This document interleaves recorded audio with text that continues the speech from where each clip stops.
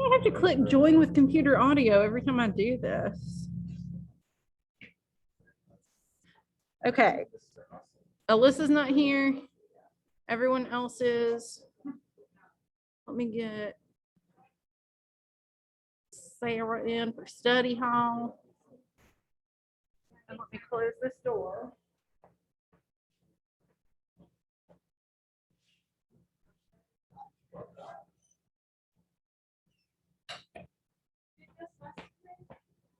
Yeah, it's just you guys. I mean, the only one we're missing is Alyssa. But she's, as far as I know, she does not have COVID, but she is sick. So, I am going to, okay, I'm just going to leave that. I don't care. I'm going to show you guys the calendar that I made for you and kind of just run you through what it looks like. And then we're going to start doing a little bit of stuff. Legit. Oh. Yesterday it looked like it had round glasses on, and it looked like some imagery from The Great Gatsby. When it before just now, it looked like it had round glasses on, and it looked like this piece of imagery from The Great Gatsby. It's like a you know what I'm talking about? Yeah, yeah, it's what it reminded me of. Dr. T.J. Eckelberg. Yes. Yes. That are kind of symbolic of the eyes of God. Okay, so I explained this, but I'm gonna go through it a little bit more. In fact, I'll go ahead and, even though nobody's here, I'm gonna share this screen. We will be, yes. So this is pretty detailed. It tells you what we're doing literally every day for the rest of this semester, which lasts through January 14th. Obviously, I could see it changing some, but honestly, not a whole lot. Like, I really spent time with this, and I know what all we have to accomplish. So unless we get messed up by, like, I don't know, weather days or something, we should be fine. And I'll let you know if I change anything. But for most of it, I'm keeping kind of a weekly schedule. So your grade in here is made of 3 project/essays, a bunch of discussion posts, a bunch of quizzes, and writing center participation. So for most of the discussion posts, you have 2 things to read. Sometimes you only have 1. But I've kind of designated Monday and Wednesday as reading days. So whatever we need to read, we'll just read it in class together. Your quizzes are all like punctuation, grammar, mechanics, MLA format, that kind of thing. And we have like a separate textbook, which I briefly showed you, but that's accessible from D2L. And you on Tuesdays, we'll go over whatever the quiz is going to be on and kind of show you all the resources. You'll see IXL work. I am setting you guys up on IXL, but like I said in the email, the IXL work is not graded. That's just kind of there for you. You seem overwhelmed. You do not have to do the IXL. I would, in fact, kind of like maybe get through the first quiz or 2. And if you don't feel confident, then you might want to do some more IXL work. So like each week that we have a quiz, I'm going to like recommend some things on IXL where you could go and find it and like just work on those skills that'll be on the quiz. You might feel super confident without it, but I just want to make sure that y'all have that as an option if you need to like work on those skills. Every quiz you can take twice. So if you get a 50 the first time, or it'll actually be like 5 out of 10, you can try it again and it'll take the highest score. So that part is really nice. And then Thursdays we'll just come in and do our discussion posts. Now that being said, I'll have them open ahead of time. So if you want to do them before Thursday, you can. You could get really ahead in this class if you wanted to. But that's going to just be kind of like time to work on that. And then Friday will be time to work on quizzes. So for the first couple weeks, the first month, actually, I guess, more than a month, we're going to pretty much stick to this schedule. Reading, grammar, reading, discussion post, quiz. But then once we get into the second unit, after another couple weeks, you'll get your first writing assignment, your first essay. And you have a couple weeks to do it. That's when the first one is due. Once we get into the third unit, you'll have a research paper. That's the most heavily weighted thing in this class. And then that's the last thing we're going to worry about until these last 2 weeks in January. There's a third project. It's not as long as the others, and you've kind of like got all the stuff that you already need for it. So a lot of times, even though this looks really involved, there will be times where we don't use the whole class time.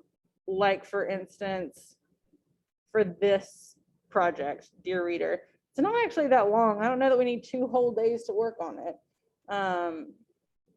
If we just have like a reading that takes 20 minutes, you could use the rest of the time to start working on your discussion posts, or you could not. It's kind of up to you. It is going to continue to be like a pretty relaxed class. And one of the reasons for that is that since this is all through Trident, they set it up so that it can be an all online class. So particularly like if we go virtual, we'll be fine. Nothing will change for us. But it's obviously nice to like have the time in class to read it together. So you're not having to do tons of homework for this class. You really don't have to do much homework for this class at all. And we can talk about the reading if we need to. So today, we're going to look at the Little Seagull Handbook, which is the cutest name. And at different points in the class, I'll go through a lot more of these tabs on the side. We don't need to look at them all the time. But first, we're going to go down to Handbook, the Little Seagull Handbook, and open that up. And it should look pretty much like the other one looked.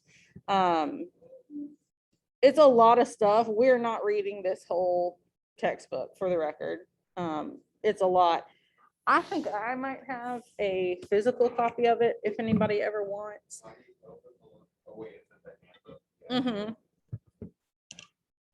But today, let's look at the calendar. We're going to look at editing quotations and quotation marks. And I was a dummy and I didn't write where those things were. Editing quotations and quotation marks. Okay, we're going to look at that. Where's the other thing? And down here. Okay, let's just look at them in order. And I'm just going to flip through for a second because I don't actually know like how long, like how many pages these things are. 1, 2, 3. Oh, this is only 3 pages. Yes. Okay. So just keeping this in mind, and I am going to go through later on and adjust dates on all of these things because some of the like the quizzes and the assignments might tell you they're due like April 4th. Obviously that's not right. 101 will be done in April, but I'll go through either tonight or tomorrow. I'm trying not to do work at home, but sometimes I do. And just change the dates so that you'll be able to automatically see like when things are due. And if you want to work on things ahead of time, you can. But on Friday, we'll have the punctuation and mechanics quiz. which is about quotation marks in direct quotes. And just to kind of show you what it looks like, hopefully I'm not going to give you an answer here, but it'll give you a quote and you're just choosing which of these is the proper way to punctuate it. So not a huge deal. 1 second.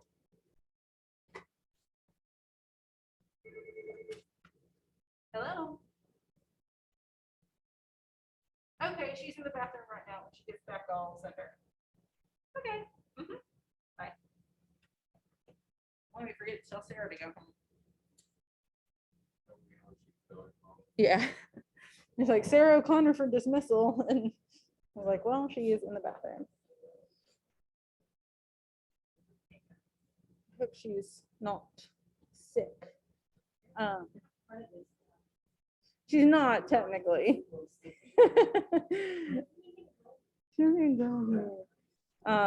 She'll be in here next semester, but she actually already took 101. So she could help you. It's a lot of it's not the same content, but like the major essays are the same. I assume she passed. She did, yeah.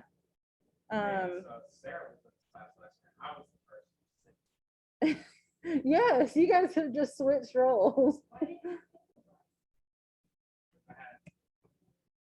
You took English 3 last year, didn't you? Yeah, I took English 3 last year.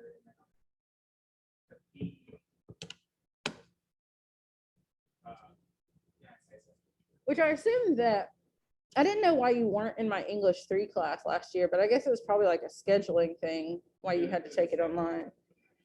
I hate that, but okay, so let's take a look at editing quotations. And obviously y'all can look at it on your own screens. I'm going to keep it up here. In academic writing, which is what we're doing in this class, you're required not only to express your own ideas, but also to incorporate the ideas of other authors. In a way, you're engaging in a conversation with your sources, whether you draw from Aristotle, Toni Morrison, or a classmate. All 3 excellent choices. Your success as a writer has a lot to do with how well you weave your sources' ideas in with your own, without your readers ever having to wonder who said what. Editing your work for citation and documentation issues, therefore, involves 2 main tasks: incorporating any words of others that you quote into your text so that everything flows smoothly, making sure the punctuation, capitalization, and other such elements are correct. And the conventions for citing and documenting sources in academic writing are very precise. Every period, every comma, every quotation mark has its job to do, and they must be in exactly the right place. Before we move on, just want to say, I know you guys can read this on your own, but if you're anything like every other student I've ever taught, you probably won't if I just say read this. So we're gonna read the stuff together. You're welcome. If we're moving on to the next page, we're talking about incorporating quotations. Whenever we quote something someone else has said or written, we need to structure the sentences that contain the quoted material so that they read as smoothly as any other sentence. As writers, we need to master our use of language. Sarah, you're actually going home. They called you for dismissal.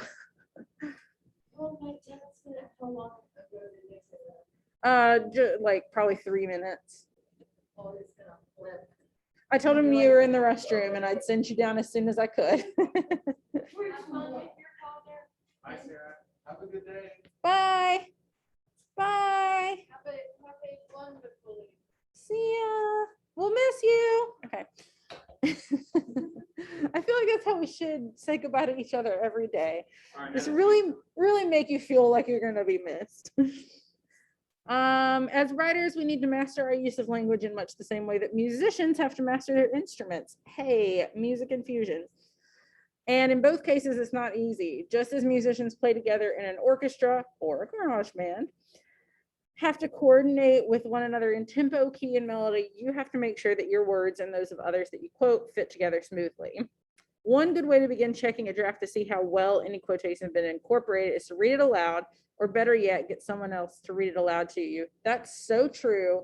I'm thinking of a student I had a couple of years ago that like, she could read out loud perfectly fine, obviously, but like her work was really difficult to read. Like she just made so many mistakes. And I'd be like, read it out loud. You will catch these errors. You're not reading through it. If the reader, you or someone else, stumbles over a passage and has to go back and read the sentence again, you can be fairly certain that some changes are necessary. We can practice with some sentences that quote the following passage from this article about fast food. So our quote here, introduced in 1991, the McLean Deluxe was perhaps the boldest single effort the food industry has ever undertaken to shift the masses to healthier eating. Assume that you might not want or need to quote the entire passage, so you incorporate just one part of Friedman's sentence into one of your sentences as follows. And their example here is just showing like you don't have to do the whole thing. It doesn't have, if you just start quoting it in the middle, you don't need a comma, you can just start quoting. But also the punctuation mark goes inside the quotation mark. If you read the sentence aloud, you might be able to notice that it's awkwardly structured and even hard to understand. Also, do you notice that the quoted section doesn't exactly match the author's words? I actually did not notice that. I didn't even look at it. Some of the words from the original are missing and some others have been added. Changing an author's words in a quoted section is allowed only if the original meaning is not altered in any way. Also, you need to indicate to your readers that you've modified the author's words. Let's see how we can go about fixing these things. So if we're editing sentences that include quotations, there are two ways of smoothly incorporating quoted material. One strategy is to adjust your own words to accommodate the quoted material. That's the smartest thing to do. Another is to lightly modify the quoted material to fit your sentence. Here's one way we might edit our sentence by adjusting our own words. And so then their example, that's actually what he said originally, and we've just changed our signal phrase. First, we changed the first two words. The meaning didn't change, only the structure did. Then we added a signal phrase, that's what I said, to introduce the quoted words. So far, so good, but what about the places where we changed the author's words? If you modify an author's words, you might need to signal to your readers what changes you've made, and there are precise conventions for doing that. Enclose anything you add or change within the quotation itself in square brackets and insert ellipses to show where any content from the original has been omitted. You can also see this like sometimes in like in interviews or something, the person will say, like he will have already been talking about somebody and he'll just say she, but when you see it quoted back, they'll put in brackets whoever the she is that they were talking about because we don't have that other context.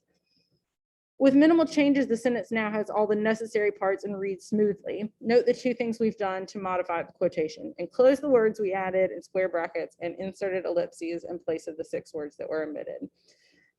It's worth repeating here that it's permissible to add or delete words only if the meaning of the quotation isn't substantially altered. Here's another sentence based on that passage. Friedman talks about an earlier effort. The McLean Deluxe by McDonald's was perhaps, this is ugly. Friedman talks about an earlier effort. The McLean Deluxe by McDonald's was perhaps the boldest try to shift the masses to healthier eating. Ugh, that sounds bad. I feel like it should be 2 sentences or something. First, you'll have to make a few changes to help the sentence read smoothly, obviously. There are several ways to do that, but try to make as few changes as possible. Once it reads smoothly, compare it with the original passage to see where you might need square brackets or ellipses. By the way, you don't have to put McLean Deluxe in quotation marks because it was not a term coined by Friedman. Okay, good to know. There's some more information there if you want it, but I don't know that we do. Let me just, okay. Citation conventions, we're going on to punctuating quotations. Citation conventions exist to help us clearly distinguish our words from the words of our sources. And one way that we do that is by punctuating quotations carefully. My God, come on.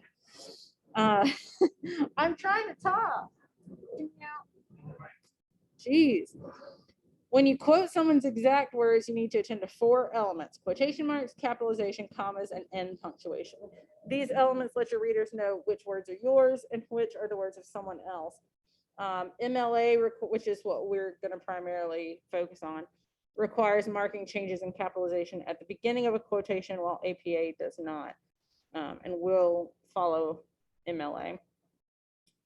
So here's another sentence about fast food, and it's just talking about how we might want to punctuate it. I agree. Also, this is fine. Like, there's nothing wrong with that sentence. Oh, okay. So this is showing like we're not quoting it directly. If we say it may one day be possible to get fast food that's healthy and affordable, since a slew of startups are trying to find ways, according to David Freeman. We're not directly quoting from it. We're taking what he said and we're paraphrasing it. But we don't actually need quotation marks for that if we want to do it that way. It says it includes a direct quotation. It really doesn't. It really doesn't. Oh, I see. A slew of startups are trying to find ways. Okay, I'm wrong. That is a quote, and we should put quotation marks around it. Yeah, and plagiarism, I shouldn't have to say that, but like we can't plagiarize. Number one, you could get kicked out of college for plagiarizing. Literally, you can get kicked out of college, and it's actually like a pretty stiff disciplinary issue here too, where eventually, like if you plagiarize once, I mean for this class it's a huge deal actually, but you'd get a 0. If you do it more than once, we have to like put it up the hierarchy of discipline, and eventually you can go before the disciplinary board. So just don't plagiarize. There's some options for what we could do to quote it correctly. Add quotation marks to enclose his exact words. They also broke the sentence into 2 and started the second one with the signal phrase, according to David Freeman, followed by a comma. And then they capitalized the first letter of the quotation, which again, MLA says you have to do, even if it's not capital in the original sentence. And then we put a period at the end. So I'm kind of skimming over some of this. Friedman asserts that many new businesses are working to develop fresh loan component. Okay. Check your 4 elements: quotation marks, additional capitalization if we need it, a signal phrase, and end punctuation in the right place. So they changed it here. They put quotation marks around the part that is directly quoted. It's not a complete sentence, so we placed it within our own sentence, so no capitalization was necessary. We didn't insert a comma because his words flow smoothly within the larger sentence. Since the sentence ends with the quoted material, we put the period inside the quotation marks. While you should always take particular care to mark which words are your own and which are someone else's, you have a little bit of wiggle room when it comes to end punctuation, as long as, again, you don't alter the meaning of the original quote. Sometimes you may make silent changes to end punctuation, meaning that you don't always need to mark the changes with square brackets. So as an example here, here's another, it's a question from Friedman's essay. And if we want to refer to that without making it a question, we could do this. Friedman wonders how much time it might take to do all of that, but we're just ending it with a period. We're using quotation marks to show which words are his, but the quote is no longer a question. In the first example, we changed the end punctuation to a period. In the second, we replaced the question mark with a comma. Depending on the documentation style that you're using, you may need to provide parenthetical information at the end of any sentences that include quoted material. Some styles require that you name the author if you haven't named them earlier in the sentence, along with the page numbers, and it shows how you would do that in MLA. I'd say don't even worry about this APA thing, but we're putting in our quote here. We end the quotation, but then before we end the sentence, we'll put our page number in parentheses. Okay, do we need to do this? No, I don't think we do. Okay, so we're going to look at one more thing. And I mean, to be fair, Tuesdays will be kind of dry, unfortunately. This is grammar stuff. Nobody loves just reading about grammar. That's another reason why, again, you don't have to, but I've given the IXL because it is a little bit easier to like grasp it when you're actually having to do it. Quotation marks. Okay, so we're going to go down to quotation marks.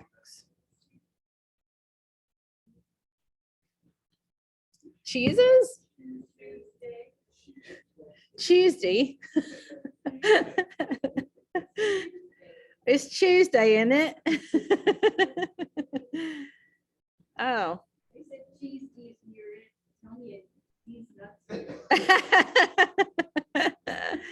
Okay, so this is actually a little bit longer. So I might skim through some of it because it's not super fun for me either. Oh, look, this is cute. It's got examples of quotation marks. Girls just want to have fun. 2 thumbs up. Frankly, my dear, I don't give a damn.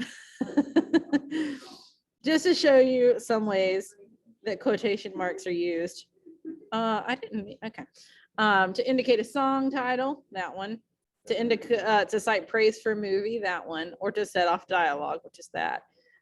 In college writing, which we're doing, you will use quotation marks frequently to acknowledge when you've taken words from others. And this is going to show you how to use them correctly and appropriately. Again, we're probably going to skim through some of this just because it's sort of long. But using quotation marks to enclose words spoken or written by others, which is pretty much what we were talking about in the editing portion. You'll put, if you're doing something that's like says what's his name, you'll put the comma inside the quotation marks, and then says. When you introduce quoted words with he said, she claimed, or another signal phrase like that, put a comma after the verb and capitalize the first word of the quote if it's a complete sentence. When you follow a quote with such an expression, use a comma before the closing quotation mark, unless the quote is a question or exclamation. You don't need any punctuation between that and a quotation. Like if it's saying, Miss McClellan said that late work would not be accepted. You don't need a comma after that. In dialogue, insert a new speaker and a new pair of quotation marks to signal each change of speaker, which you probably know if you've, read books before. Long quotations, which normally we look at as more than 4 lines of quotes. Long quotations should be set off without quotation marks as block quotations. This is something I feel like we don't really teach until we get to like upper level writing courses, because it seems to blow people's minds sometimes. But we'll look at that more when we look at MLA stuff, but this is in MLA style. You've got more than 4 lines of prose, indent the whole thing 1/2 inch or 5 spaces from the left. And you don't need quotation marks. You would go ahead and finish your sentence. By the way, if you actually wind up doing this in an essay, I expect that you'll probably need to review this just because like people don't do this very often. Okay, moving on. Titles of short works. I actually just mentioned this in a text to my sister the other day, which is very nerdy to admit, but she texted me to be like, do I put this thing in italics or in quotation marks? And I was like, oh, well, because it's a short work, you can put it in quotation marks. That's for titles of articles, chapters, essays, short stories, poems, songs, or even episodes of television series. Titles of longer works like books, films, newspapers, anything like that, should be in italics rather than quotation marks. And then it's just got several examples. Also, I'm gonna just go ahead and say, like, when you're doing quizzes, if you feel like, oh, I think there was something in the chapter that would help me with this, open the chapter. You can absolutely use it while you're taking quizzes. That's fine.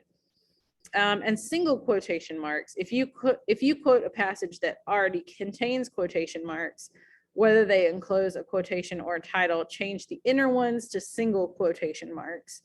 Like in this one, Deborah Johnson is quoting Marilyn Adams, who's quoting someone else inside her quote. So that inner quote needs to only have one quotation mark.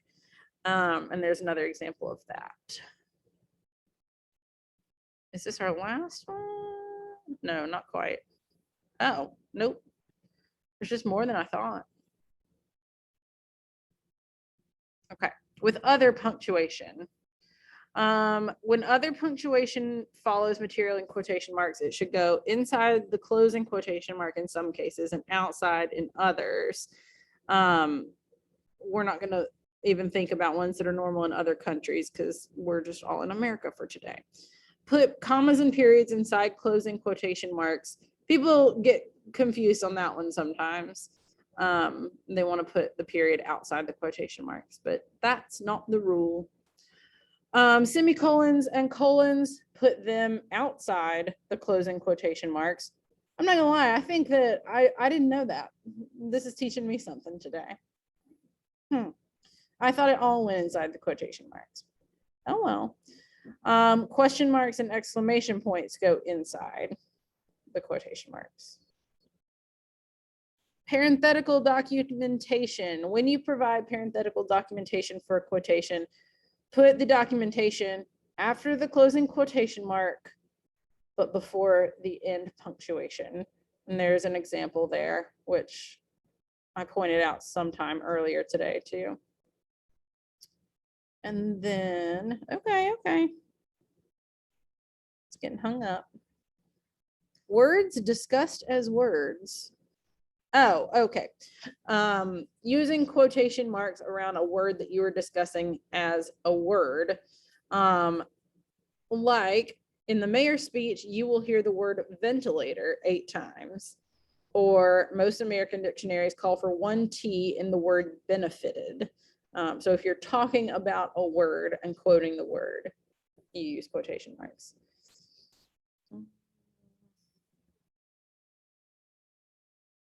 When referring to a number as a numeral, don't italicize or enclose it. I don't know why you would. Checking for mistakes with quotation marks. Avoid using quotation marks to identify slang or to emphasize a word.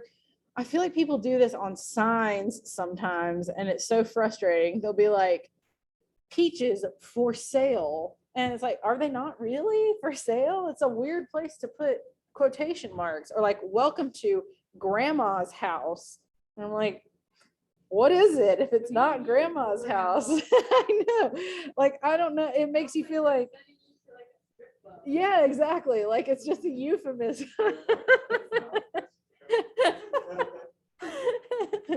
That's where everybody hangs out on the weekends, grandma's house.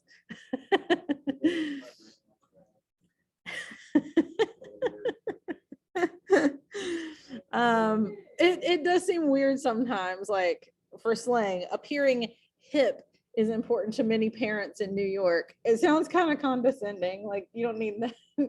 And if you're just doing it for emphasis, it messes up the meaning. Like the woman explained that she is only the manager, not the owner. What do you mean? Like it just adds a sense of like, I don't know, like why is that emphasized? Don't put quotation marks around indirect quotations, those that don't quote someone's exact words. So if you said grandmother, you know, the one with the house, grandmother always said that meat that wasn't any good didn't need seasoning. You don't need quotation marks around that. It's not a direct quote. And I think this might be our last. Oh, actually, that was our last one. Okay. So just as a little precursor, you'll have your quiz on quotation marks and punctuation Friday, but let's just choose one question from the quiz and see what we think. Select the answer option that uses quotation marks appropriately for the title of a short work. the book-length poem Paradise Lost by John Milton, the opera Porgy and Bess. I don't want to, sorry, I don't want to make it any bigger because I'm afraid it'll show you the answer down there. Or Rita Dove's poem American Smooth. Which one uses quotation marks appropriately for the title of a short work? The first one. Hunter, what do you think? I agree. Marilyn, do you know?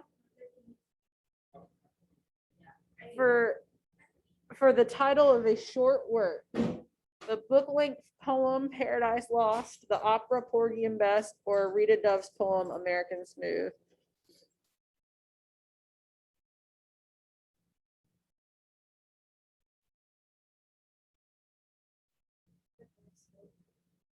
Okay, I'm gonna go ahead and tell you, none of you are right. It's the third one. It is the third one. Why is it the third one?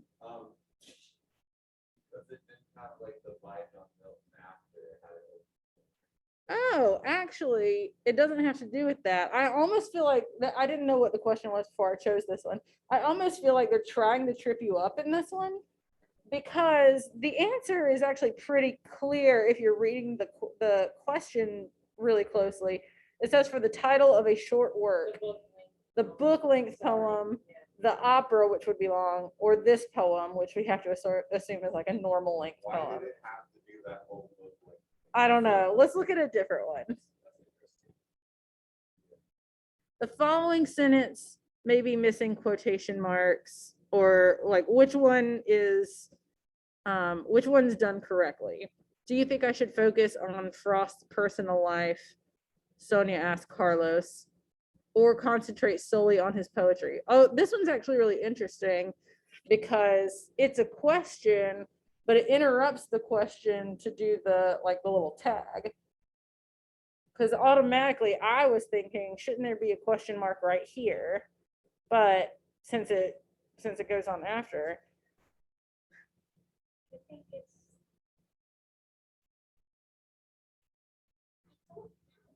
Yeah, no change. no change. Yeah. No change is correct. Yeah. In this one, it's got the comma outside you're leaving him hanging. This one has the comma outside the quotation marks, which is not right. And this one doesn't. Oh, this one doesn't have quotation marks around that, which is part of the quote. Okay, cool. I feel like y'all will be okay on this. All right, we still have I think that's totally fair.